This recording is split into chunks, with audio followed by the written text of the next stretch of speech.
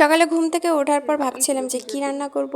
আর তারপর আপনাদের ভাইকে নিয়ে কচু শাক উঠাতে গেলাম। বাড়ির নিচে নিচে অনেক কচু শাক হয়েছিল, আর এগুলো দেখতেও দেখেন অনেক সুন্দর ছিল, তো তাই জন্য আর লোভ সামলাতে পারলাম না। তাই ঘুম থেকে ওঠার পর ওকে বললাম যে ঠিক আছে চলো আজকে কচু শাকই রান্না করা হবে।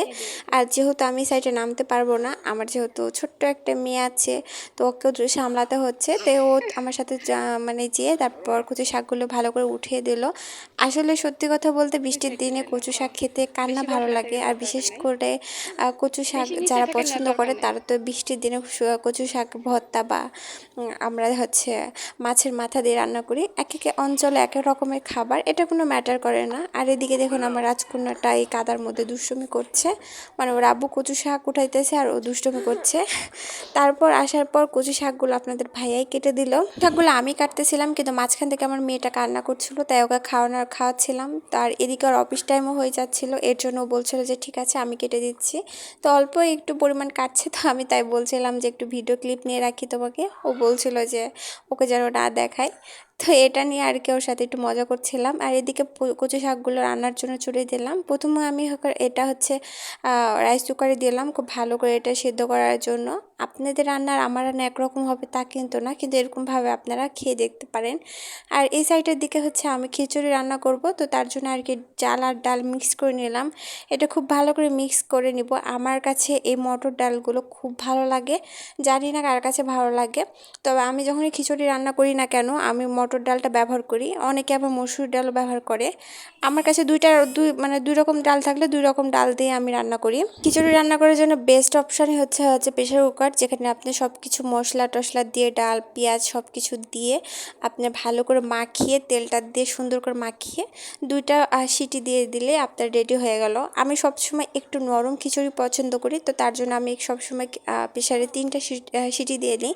যারা একটু ঝরঝর টাইপের পছন্দ করে তারা আপনারা হচ্ছে 2টা সিটি দিলে হয়ে যাবে। প্রেশার কুকারে যারা রান্না করতে জানে না তারা যদি নিয়ম না জেনে রান্না করে তাহলে কিন্তু হবে না। অবশ্যই যারা ভাত রান্না করে তারা 2টা সিটি দিলে হয়ে যায়। যেহেতু আমি একটু লাটকে টাইপের মানে খিচুড়ি পছন্দ করি, তো তার জন্য আর কি 3টা দিই। যারা আবার হচ্ছে একটু ঝরঝরে পছন্দ করে তারা 2টার বেশি দিলে কিন্তু একদম লাটকা হয়ে যাবে। সবসময় আমার সিম্পল যে লাইফস্টাইল সেটা আপনাদের সাথে শেয়ার করি। আহামরি যে কোনো একটা যে খুব বড়লোকি ভাব সেটা না, আমি সারাদিন যা করি আপনাদের সাথে সেটাই শেয়ার করি। আই হোপ আপনাদের ভালো লাগবে আমার এই সুন্দর একটা লাইফস্টাইলটা। এদিকে আমি হচ্ছে কচু শাক রান্না করার জন্য এখানে পেঁয়াজ কুচিটা দিয়ে দিলাম। আর সত্যি কথা বলতে যে কচু শাক রান্না করতে আমার এত ভালো লাগে, রান্না করতে করতে আমি মানে খেয়ে নিই, এত বেশি মজার মানে কচু শাক লাগে।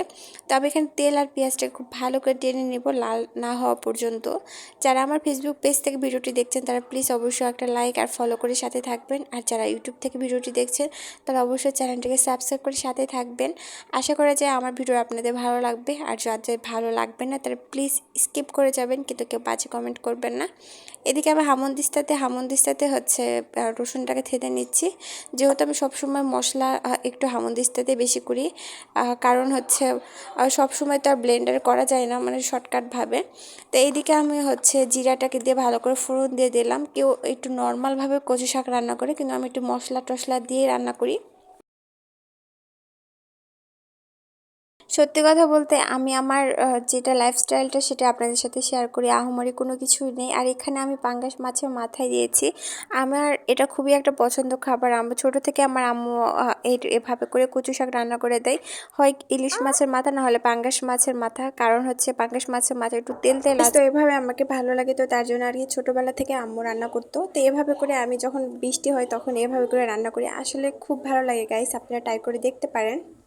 দিনের মতন আজকে সকাল থেকে আমার সারাদিনের কাজকর্ম ব্যস্ততা শুরু। যেহেতু বাচ্চা আছে, বাচ্চা সামলানোর পর সংসারে কাজকর্ম একটু লেট হয়ে যায়। আর তার পাশাপাশি যখন ভিডিও করা হয় তখন তার কোনো কথাই নেই, রান্নাটা অনেকটাই দেরি হয়ে যায়। কারণ একটা করে ভিডিও ক্লিপ নেওয়া হইতেছে, তারপর হচ্ছে আবার স্টপ করা হচ্ছে, পর আবার হচ্ছে যারা ভিডিও করে বা ইউটিউবিং করে তারাই জানে যে এসবের কষ্ট আসলে কতটুকু।